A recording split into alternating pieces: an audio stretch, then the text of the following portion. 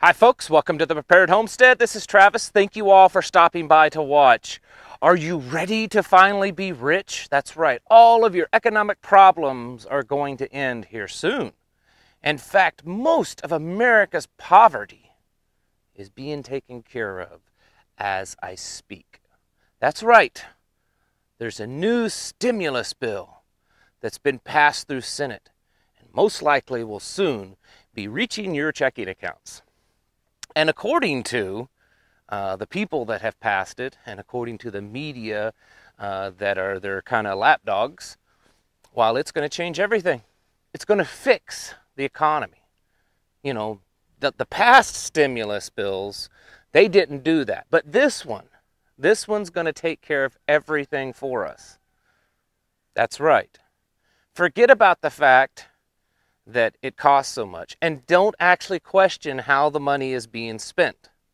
Just trust us, because we know everything. That's right. You're going to get your little check in your account, and it doesn't really matter how we spend the money, because just trust and believe that we're going to do what's best for you, the people. This seems to be the narrative over the last few days. I'm sure you all have heard it. And I doubt that probably any of you are believing it, but certainly they have made this sound like that this is just the greatest thing since sliced bread. And it's going to just take care of all of our problems. It's going to fix everything.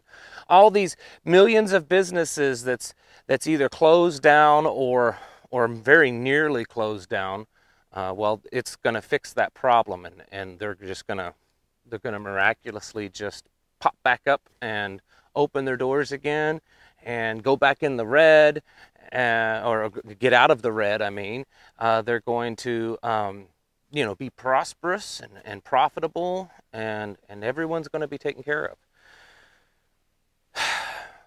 But I think that you and I know that there's something different. Did you know that the amount of money, while they haven't made it quite clear yet, it's basically just a matter of doing some simple mathematics, but the amount of money out of this almost $2 trillion stimulus that will actually reach the American people's checking accounts or banking accounts is going to be somewhere probably around $400 billion. So about $1.5 trillion out of this stimulus package goes somewhere. We might know where some of it goes if you dig around, but the truth is we don't know where all of it's going. And it is basically lining the pockets of the wealthy, special interest programs. I mean, we all know what it is. It's a bunch of pork that they put in it. And that's bad, certainly. And it's a lot of money, but it's happened in the past. It's happened in the recent past. It happened under the Trump administration. And he signed it and passed it just like, Joe Biden's going to do. But here's the thing that I want to talk about. At what point is this bubble going to burst? At what point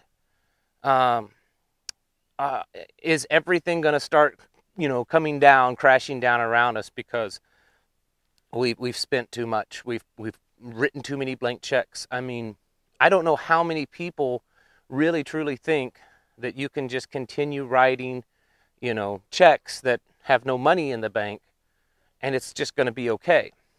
And I understand, because that the Federal Reserve is propping things up, and there's a lot more to it than just that. I don't claim to be any kind of financial expert. I think I know enough to at least kind of understand what's going on. But they're certainly kind of setting up the building blocks for hyperinflation, crashing dollar, crashing economy. Some people, amazingly, still think that that's just some crazy, wild conspiracy theory. Even amongst preppers, there are those that are saying, this is just, a little up and down in the economy, and everything will be all right eventually. Well, I don't think that everything's going to be all right eventually. I think that at some point, this bubble is going to burst. You can't just keep doing this. You can't just keep printing money. Did you know that 40% of all the dollars that's been printed in the history of the United States have been printed over the past 12 months? That's right, 40%. Just look at these three graphs here. I've shown them before. One is Weimar Germany, the German Empire back in the 19 teens and 20s. And they went into hyperinflation in 1923. And you can see the trend as it just goes up, it spikes. And that's hyperinflation. Look at Venezuela. Venezuela has done the same thing, I believe around 2016. They were spending more than they had coming in. They were going deeper and deeper into debt, and they hyperinflated their currency. But you see the trend, see that line, how there's a strong resemblance between Venezuela and Germany. Now look at the United States dollar. This is the Federal Reserve. This is the amount of money that they have on the books. And starting around March of last year, at the beginning of the health crisis, they started basically adding zeros to their books. I mean, that's pretty much a very simple, I understand, way of explaining it, but essentially what they have done. And look at how that line just shoots straight up, like toward riding a rocket towards the moon. I know that this isn't saying absolutely that we are heading down the same path as Venezuela or Germany or Turkey or Zimbabwe or other countries that have hyperinflated their currency. But we're certainly trying real hard to head that direction, it seems. And I don't think that a lot of people quite understand still. I hope many of you, because you're watching this and other channels, I don't think you quite understand what that means, what that's going to be like when our currency is hyperinflated. I think it could actually become worse than Venezuela. I know here in the last few years I have compared it to Venezuela. But you have to understand that America is the global currency. And America is the biggest economy. And America is the biggest producer. And we're the world police power. We're the biggest in everything.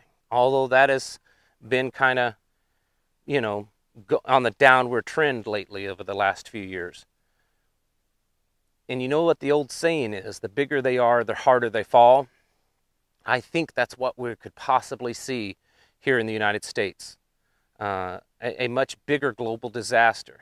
I personally believe, although I can't exactly prove it to you, that that is what the elites want. I believe that they want our economy to crash, because I believe that's about the only way the Great Reset and Agenda 21 and Agenda 2030 is really going to be able to be implemented. They want to crash our currency, and they want to implement a global digital dollar. And that's not a conspiracy theory. They flat out say it in all of their literature and videos. So that's why we have to get prepared. That's why I'm on here all the time telling people to stock up, get your skills, get to a place that you can be more sustainable. Learn how to be sustainable. Learn how to grow your own food. Make connections with others. This is why it's so important. Because when that day happens that the money that you have in the bank is worthless, what are you going to do? It doesn't matter if the grocery stores are full of food. You don't have anything to go purchase, that loaf of bread. Or maybe it takes so much to purchase that loaf of bread. I mean, already virtually everything in this country, price-wise, has gone up. Housing costs, gasoline, lumber, every commodity in the commodities market has increased in price over the past 12 months. Every one of them. It's not because the market is so good that it's becoming more profitable. It's because the dollar is losing its value. Look at the stock market. And everyone's like, oh, look at the stock market, it's going up. It's going up because the dollar value is lessening more and more its purchase power. Okay, these aren't good things when everything in our society, price-wise, starts increasing. It's called inflation. It's why your grocery bill is going up and up and up each time. It's why your gas bill, every time you go to fill up your car, you're paying a little bit more for it each time. It's called inflation. And most nations eventually can't survive, or at least their economies can't survive. And this is why we have to get serious about preparing. This is why I'm on here so much, not just because of the economy. There are other things, but the point is we have to become more prepared. I know this, for some people, it still sounds like such a radical idea to be more prepared, and yet 100 years ago, virtually every person on this planet was more prepared than the average person today. It was just normal. It was normal to have food in your cellar and in your basement and in your pantry, and to garden and to produce your own food and to preserve it and put it away for the next year. That was just normal. And we've gotten so far away from the norm. We're very off base as a society. And this is why us, we've got to kind of redirect our thinking. It's not weird to be more prepared. It's normal. And with the things that are happening in the world today, and especially with our economy here in the United States, it's going to become much more necessary for our survival. So do what you can. Everyone is in a different place. I can't tell you exactly what to do. I can only tell you to just keep at it. No matter if you've just begun yesterday or if you've been doing this 30 years, keep at it. Don't stop. Don't stop until you just can't do it anymore, because when that day happens, it is going to be very catastrophic for this nation. All right, folks, thank you all for watching. I'll catch you in the next video.